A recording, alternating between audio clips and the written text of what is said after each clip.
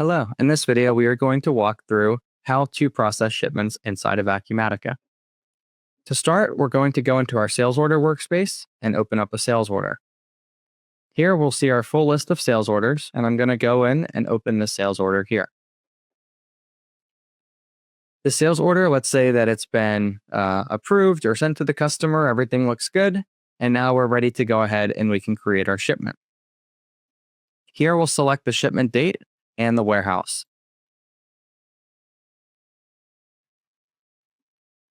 If you were to change that shipment date, this shipment date right here would be changed with the appropriate date that you selected on the previous screen.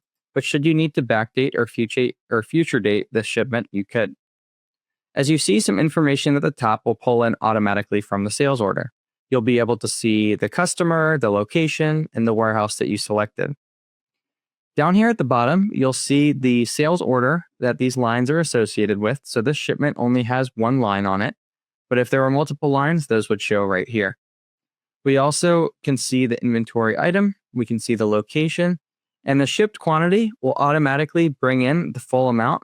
But should this be, say, more or less for whatever reason, you would be able to change that right here.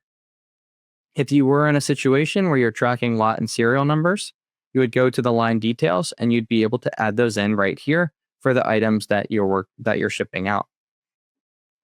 Next is our orders tab, which is going to show the sales order associated with the shipment. And just something to keep in mind, just as the case on a purchase receipt, the shipment only deals with quantities. So you won't see the price, you won't see the cost, you won't see any dollar amounts.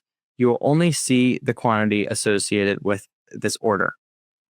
The shipping tab is the only place where you'll actually see a cost or a price, and that's because of freight. Now, if you had a shipping carrier integration set up, you would be able to go here and you would use the shop for rates, which would automatically pull in the refreshed rates from your shipping carrier integration. As you see here, there's the different ship vias that we can pull from that are currently set up in the system. Let's go ahead and just select local delivery service for this example. But should you have a different ship via you'd like to grab, you could always pull that right here. At the bottom here, you have some FOBs or some shipping terms should you need to. You'll also have the freight cost, which will be brought in automatically from your shipping carrier integration. If you see right here, we have this override freight price. So let's say for this example that you wanted to charge for the customer for shipping, even though, as you see right here, there's no cost for the shipping, you could go ahead and you could enter this here. For this example, we'll just say it's $5.25 for shipping. The addresses tab will allow you to change the address. So as you see right here, there's this override contact or override address. These addresses are going to pull in directly from the sales order. But should you notice something is quite off or it needs to go to a different address, you would be able to click the checkbox for the address or the contact and change those accordingly. Lastly is the packages tab. So this packages tab will be set up based off of your items. So certain items could have certain box sizes, could have certain box requirements. So those could be brought in here automatically as you see. If there's a situation where that's not the case and you would like to add in a box, you'd be able to go in here. You could select the size of the box that you'd like. It'll automatically bring in the length, width, and height, but certain boxes can be set up for the dimensions to be editable. Here you'll have the weight that you could manually enter in, and then you also have the ability to enter a tracking number. Now, should you have a shipping carrier integration set up, these could be done automatically with the tracking number into this packages tab. You also have some custom reference number 1 and 2, so should you need to add in any sort of additional information for these particular packages, you would be able to do them here. At the bottom, you'll see the selected contents of the package. So here is where you could actually define what is in the box. So in this example here, we can maybe put 3 of these computers in our large box in our extra large box that we're working with. And then on our large box here, we can enter the remaining 2. Let me go ahead and enter 3 here for our extra large.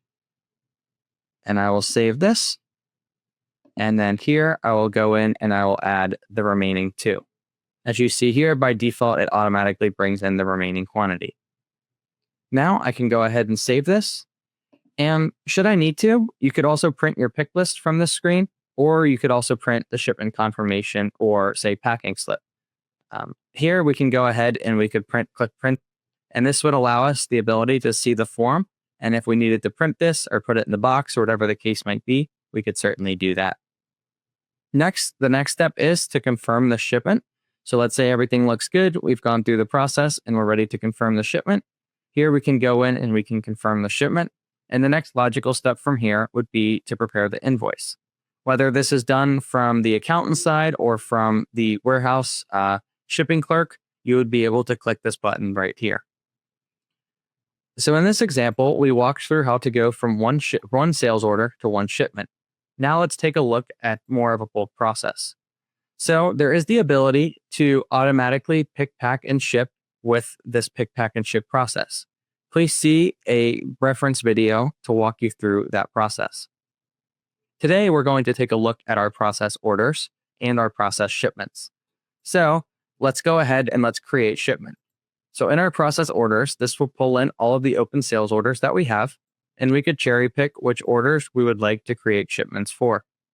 Here, I can go ahead and I'll click process, and this will allow me to process those through the system. I'm going to go ahead and close this. And if we go back to our shipment screen, we will be able to see those 2 new shipments that we just created. Now, still working with the bulk process, if we go back to our sales orders, we can go to our process shipments now here. This process shipments screen will allow us to perform some different actions for the shipments that we have. If we wanted to, we could print the pick list for the shipments that we wanted to print for. So we have the 2 right here that we just created the shipments for. So if we wanted to print the pick list, we could cherry pick those and click process, and those would print out. The same would apply for the shipment confirmation, would be the shipment confirmation action. We can see all of the shipments that we would like, and we could cherry pick based off of those. We'd also be able to email the shipment, print the labels, and do some other actions should we need to. Let's say that we didn't worry about the boxes or about the contents in the box, and we just wanted to go ahead and confirm these shipments. So for these 2 shipments that we're working with and seeing here, we had just created them in this bulk process from the sales order. So we created the shipments. And should we need to go in, we could do those here by clicking this blue hyperlink. Once we looked at them, say, and everything looked okay, now we'll go in and we could either select all of them, or we could just select whichever one we'd like. And here we can go ahead and click the process button. Once we do this, we will see that these will automatically be confirmed from this bulk process. And just to show you what these look like, if we go back to our shipment screen and these first 2 that we're working with, if I do a refresh, the status will change to confirmed. These were the shipments that we created in the bulk process from the sales order. We created the shipment. We looked at how to print the pick list and how to print the shipment confirmation, and we confirmed it without actually having to go in to the shipment itself. I hope this video helps, and I hope you have a great day. Bye-bye.